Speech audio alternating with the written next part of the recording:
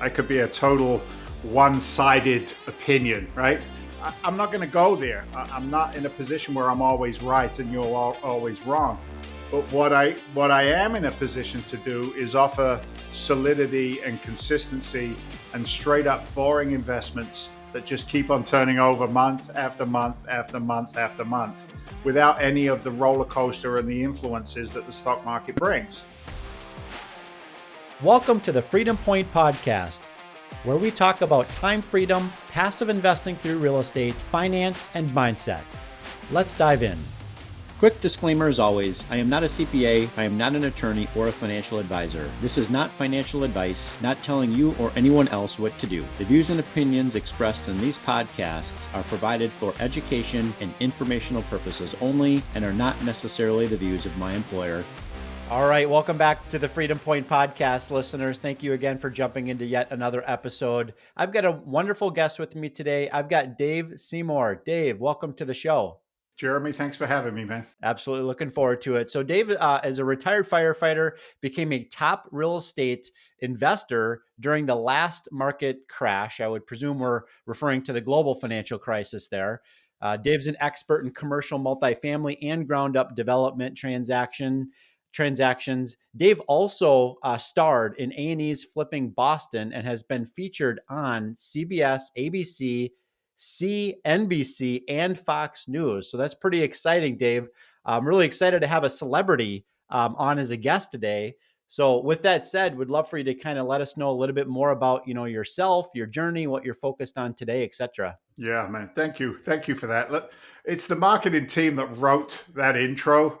And you know how it's like anything in life, you got to put on a jacket and after a while it gets comfortable. I'm still not comfortable with that introduction, CNBC, Fox News.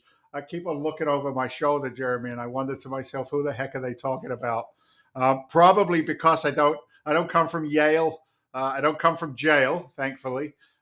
Pretty much a blue collar kid from the East End of London. In fact, I immigrated to the States back in 1986. Now I live in Boston. So with your Minnesota twang and my Boston twang, this should be a pretty cool conversation. But I like it said in the intro, I spent 16 years as a firefighter and a paramedic. I served in the city of Lynn, Massachusetts, which is just north of Boston. Tough town, about 220,000 population, maybe 180,000 documented.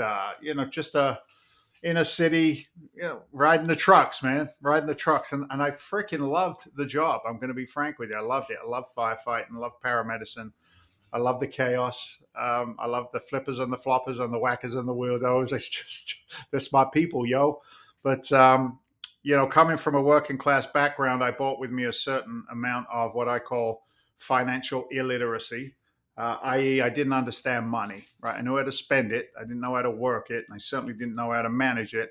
And, keeping up with the Joneses and the American dream, pay a price. And the crash that we referred to, I was absolutely a victim during that period of time. I had refinanced my primary residence, I think about 3 times over an 18-month period of time, not knowing what I was doing. I was just following the guidance of somebody else. I don't know whether you resonate with this, brother, but a guy said to me later on, once I turned the corner into investing and real estate investing, he said to me, David, if you don't pay attention to your money, he said, I promise you somebody else will. That I never forgot that. Never, ever forgot that. It's like, as a society, we tend to let somebody else always manage our money, manage our retirement, manage our future. And it's, it's a conditioning. Anyway, I fell victim to that. I was about, I don't know, I was working about 120 hours a week, trading time for money between three jobs, fire department, construction, and a retail job that I needed to pick up.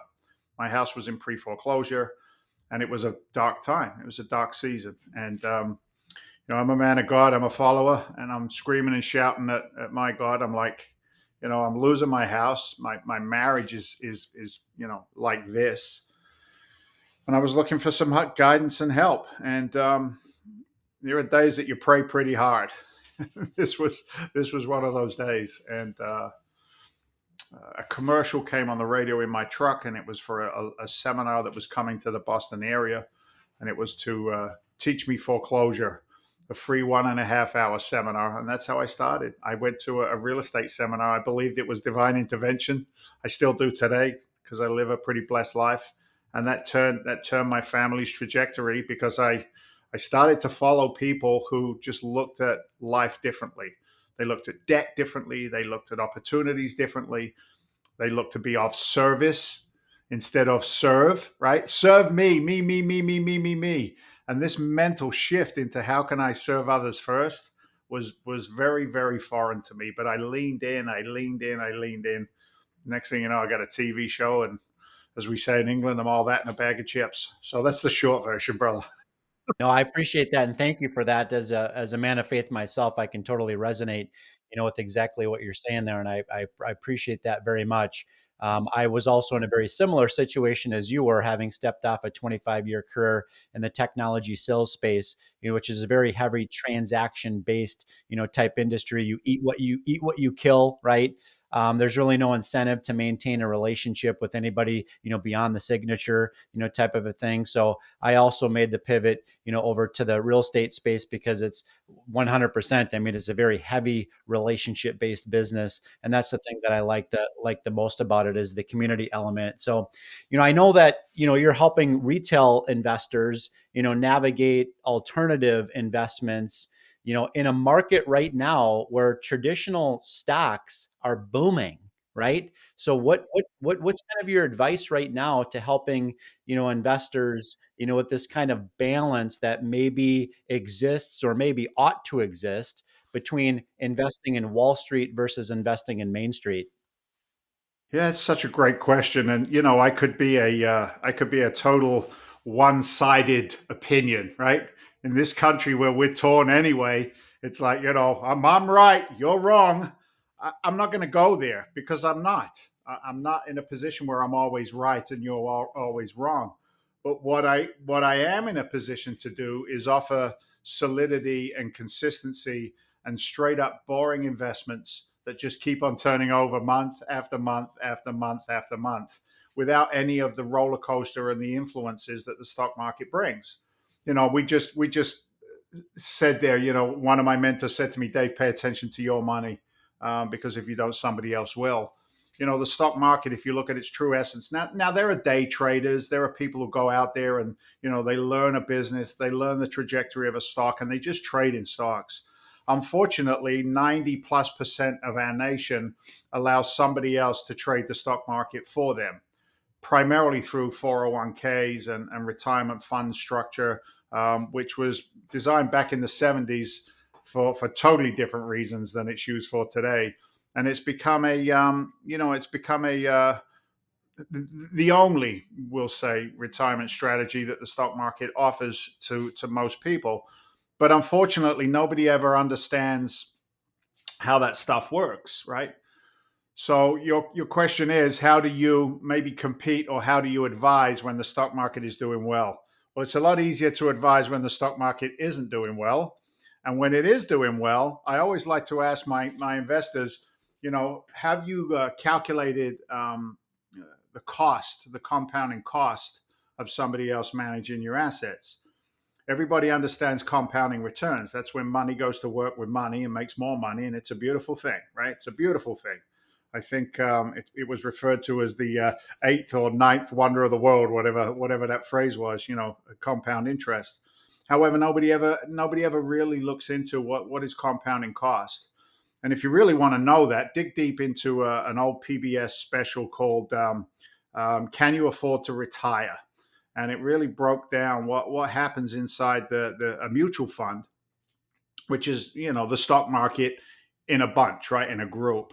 And when people start to get educated on that, they begin to realize that I think the last number is now 5 million. 5 million in liquidity at the time of retirement to carry you across the finish line to maintain current quality of life.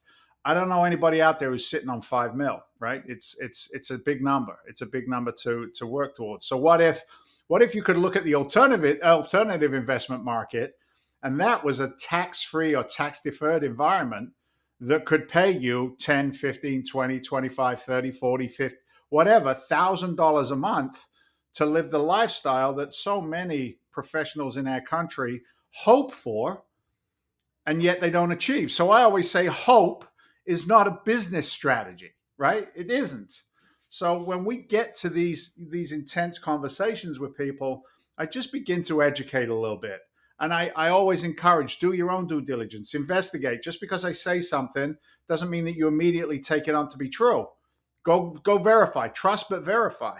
And when I get to see people do that, they don't liquidate everything over in the regular investment markets and come to me with big open arms and big wide eyes. That doesn't happen. But they do say, okay, I'm going to take a portion away from the control of Wall Street and I'm going to put it into the solidity of maybe multifamily investing, or maybe in the note market, or maybe in whatever diversification there is in the alternative market. But I love sticks and bricks, brother. I like to lick lead paint and I like to inhale asbestos. I love that stuff. So that's the discussion I tend to have with them. Hopefully that made sense. No, it makes total sense. The one thing that maybe a little bit alluded to, but I want to unpack a little bit further with you, is the big fat inflation monster. It's so funny that you mentioned that the amount of net worth that a person would need to have to maintain their same lifestyle is hovering around $5 million. Of course, I think that person's probably living a life of luxury, perhaps, but the point still remains, and that is, I remember when I was just a wee lad, okay, and I remember, man, if I could just have $1 million, I'd be, living on a beach, and I'd never have to work again. And then by the time you get to college, that number's up to 2 million, and now you're saying it's 5 million. And I even have this discussion with my kids. We call it the McDonald's inflation index. The McDonald's inflation index. I tell them, I says, when I was a kid, your age, 12, 13 years old, the cost of a McDonald's value meal was $2.99. The cost of a McDonald's value meal today is hovering around $9. That's about 35 years later. Okay. Well, fast forward another 30 to 35 years from now, and you're going to be paying $27 to $30 for a McDonald's value meal. That's just what happens. So I think, to your point, that's also another reason why you advise your clients, your investors, on alternative strategies for investing, because commercial real estate can act as a hedge against inflation. Am I saying that correctly? Yeah, no, absolutely. It is a hedge against inflation. What other businesses um, increase income based on an inflationary environment that's going north? I don't know of too many. If I'm a restaurateur and I've got to pay 20% more for my food costs, I got to pass that on to my clients, right? The people who come eat in my restaurant. I have to pass that on. Otherwise, I'm working in a negative environment, or I'm working on par and nobody's making any money. But in real estate and in the multifamily world, tenants expect a rent increase, and however one sits on the fence with regard to increasing rents and maximizing rents. At the end of the day, I have investors who have an expectation. I have tenants who have an expectation of service because I'm serving them. They are the ones that go to work every day and create wealth for us on the investment side. They trade their time for money. They come back to a beautiful home that's safe, secure, everything's fixed. There's good communication with the management companies, and they live a great life that they chose to live. And in return for that, they pay their rent on time, every time, most of the time. Not all the time, but most of the time, right? So when you look at that environment, increasing the rents on an annual basis, maybe an 18-month lease if it's a year and a half, is expected. So who knows what the real inflation numbers are? Who really knows what they are? It's like, every day, Jeremy, I'm getting numbers that don't include heat and utilities. And then I get a number that doesn't include food. And we get a number that does include this and doesn't include that. It's so manipulated, which is why I say I like sticks and bricks. It makes sense to this simple guy. So when I'm looking at that inflationary environment as an owner operator of a multifamily asset, yes, I have to pay the extra expense of construction. If I need repairs, I have to pay the extra. Insurance is ridiculous. I've got to incorporate those numbers into my P&L and into my analysis. But God willing, the other side of the equation still makes sense, that my tenants appreciate the service we give them. So when a 3% rent increase is occurred, it offsets those inflationary numbers. And the other thing I'll hit on the inflationary side is every money manager in the country will guide their client based on today's numbers. They very rarely, if ever, talk about what is the taxation number 20 years from now, 30 years from now, 10 years from now when you retire. What is the cost of living 30 years now from you when you retire? They very rarely bring those numbers into the equation. And if they do, and somebody's smart enough to ask questions, you start to see these graphs that carry somebody out for 120. When you retire at 120 years old, you'll be killing it. You'll be killing it at 100. I'm like, will you guys stop? You know what I mean? So it's there's manipulation in it. There's manipulation in it for sure. I'm Zach Kaptenstall, CEO and co-founder of Rise 48 Equity. Our goal is to help you protect and grow your wealth by investing in large multifamily apartment buildings. We do all the work as far as sourcing these large apartment buildings from the brokers, doing all of the on-site management with our vertically integrated property management company, doing all the renovations with our vertically integrated construction company. We completely rebrand the exteriors. We will renovate the interiors to our full platinum level scope, which increases the value of the asset to get that profit margin for the investors. If you'd like to learn about how you can partner with us on these exciting opportunities, and go to our website and set up a call with our team. So what is it that, in your opinion, based on the conversations that you've had, I assume with, probably hundreds of, unique investors at this point, what are some of the big misunderstandings in commercial real estate investing that most busy professionals have, and how do you help them overcome? Yeah, great question. Again, look, the biggest misnomer or misunderstanding is the fact that they believe they have to have huge amounts of capital to come into the commercial real estate market. I think that message has been put out there by a few elite who didn't want them to play in the sandbox and share in the wealth. So if you take, let's say, a real simple transaction, let's say I want to buy a $20 million 200 unit apartment complex in a market where I know there's upside potential in rents. I can do some things. It's called repositioning of that asset. And let's say I can make that asset worth, I don't know, 25 million in 5 years, which is doable. It's not like an imaginary scenario. Well, what we do is we'll then pool or syndicate or group together the funds of a number of different investors. On average, they'll put in anywhere between 100 to $500,000 into that deal. So we'll raise 5 million as a group. We'll then buy that asset. We, as the operators, will get the bank money or the financing to make up the deficit. We'll then put the money into the deal to make it more valuable, because the more money it brings in, the more valuable it is. And then those investors participate in the cash flow, and they participate in equity when we get out of that deal. Let's say it's a 5-year deal and we get out in 5 years and it's got a valuation of 23 to 25 million. Well, everybody sits in the equity. So it's not uncommon for an investor to, say, commit $100,000 on a 3 to 5 or a 5 to 7 year run with the expectation of a 2.5 to 3 equity multiple on their money. And what that simply means is an investor puts in 100,000, and when they exit out of that investment with us as an operator, they have an expectation of getting that 100,000 back plus 150,000 in a 2.5x, or 200,000 in a 3x exit on the deal. So again, the biggest challenge is finding the right operators, realizing you don't have to have all of that money yourself if you want to play in this sandbox. And then number 3 is understanding the industry. We run an education program with our investment arm as a sidebar to our investment arm called Legacy Alliance. And in there, we run our investors through like an 8 to 10 week course, if you will. And you got to know what you're doing. Otherwise, there's a miscommunication before we even start. Just because you can write a check, it doesn't mean that your capital fits nicely in our business model, right? To your point, it's relationship driven. So yeah, those are some of the challenges, but we can overcome those as long as people don't bring all of their magnificence to the party, right? Understand, we all have our expertise.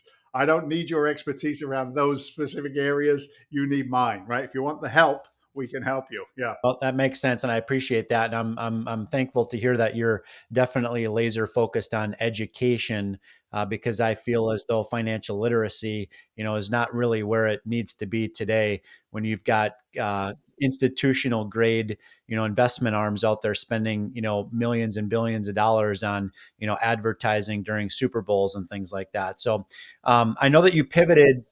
I know, yeah, right. I know that you pivoted from, firefighting, to real estate, during what I believe was the global financial crisis, which was, by the way, the exact same time that I got into, actively owning, real estate myself in the single family fix and flip, area. But, what are some lessons maybe that you learned, during the global financial crisis that might actually apply today in the current market cycle that we're in right now, being September of 2025?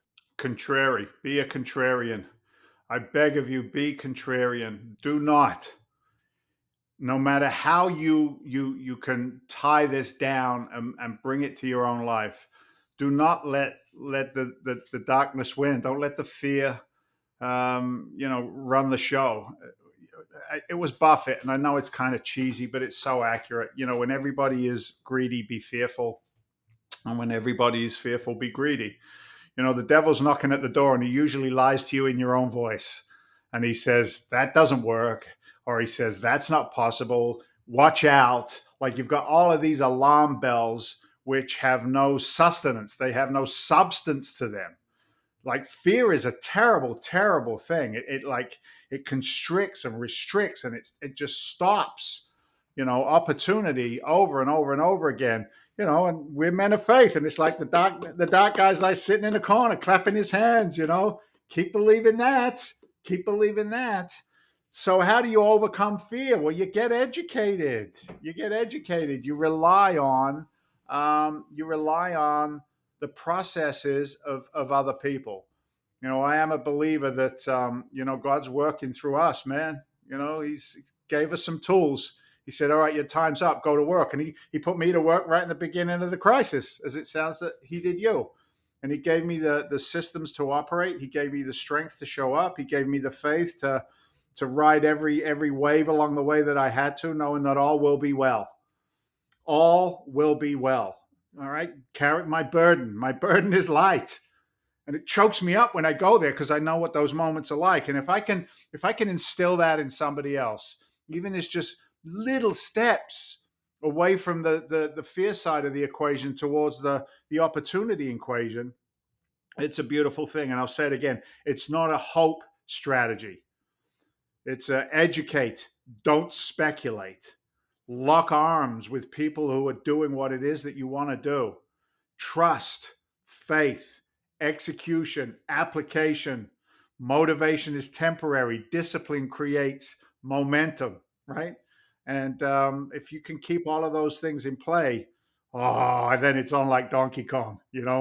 It's on like Donkey Kong. It's a good time. So Yeah, amen to that. I feel like I need to tell you to pause for 2 minutes while I go grab my teenagers and have them come listen to this discussion. So really appreciate really appreciate your perspective. you can borrow mine, brother. I got a 15-year-old son, a 13-year-old son. Like they hit their book every morning, and they bring a little of that magic to the table. So I'm blessed. I hear it though. It's tough.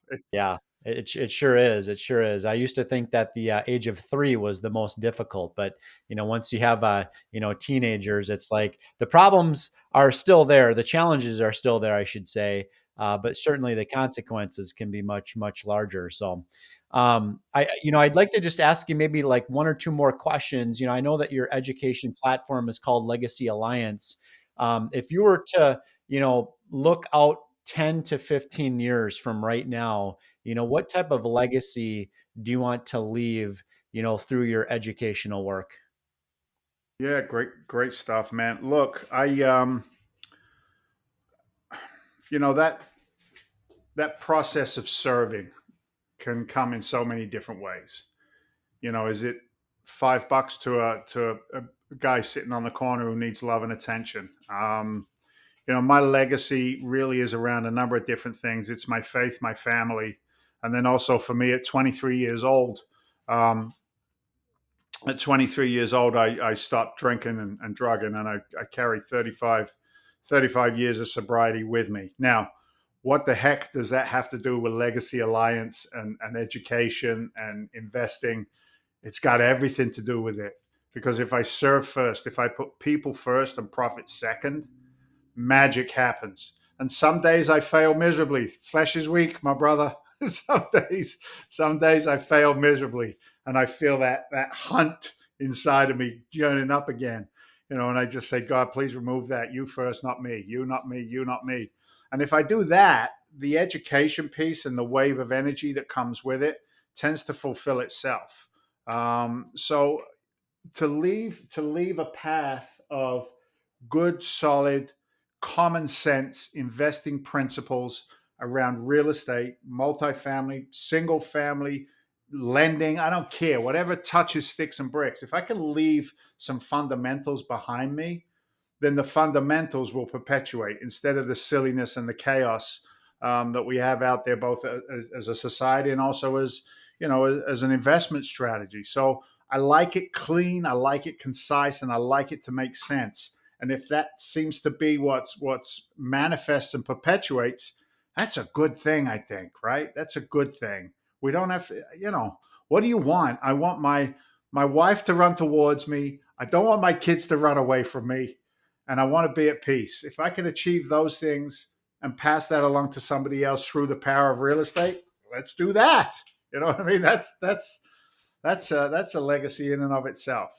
If I can achieve that, when the time comes, and I'm standing there and I look at him and he says, and I say, how'd I do? I just want him to say, you did good. You did okay. Good enough. Come on. Yeah. Yeah. Well done, good and faithful servant. Yeah. Yeah. Well done, my good and faithful. Yeah. Appreciate the power in the words that you just said, Dave. Really do. And I hope that our listening audience, gleaned a tremendous amount of value out of this discussion, as I know I did. Would there be maybe one or two different, ways that our listening audience can connect with you offline to learn more about what you're up to? Yeah, for sure. My team will send you like links and stuff in your show notes. But, if anybody can't wait for that, then legacyalliance.club, legacyalliance.club. If you want to check out how we invest, where we invest, what we invest in, you can go to freedomventure.com. Check me out on LinkedIn. Just Google my name on LinkedIn, Dave Seymour, Seymour. You'll find this good looking face right there. Well, Dave, thank you so much for the value that you brought us today. Thank you, Jeremy. That was a good chat. I appreciate you, man. Thank you. Agreed. Yes, likewise. And listening audience, thank you again for jumping into yet another episode of The Freedom Point. We look forward to having you join us on the next episode. Thank you for hanging out with us today and for listening to the Freedom Point podcast. This show is for entertainment purposes only. Nothing said on this show should be considered financial advice. Before making any financial decision, please consult with a professional. This show is copyrighted by the Freedom Point podcast. Written permissions must be granted before syndication or rebroadcasting.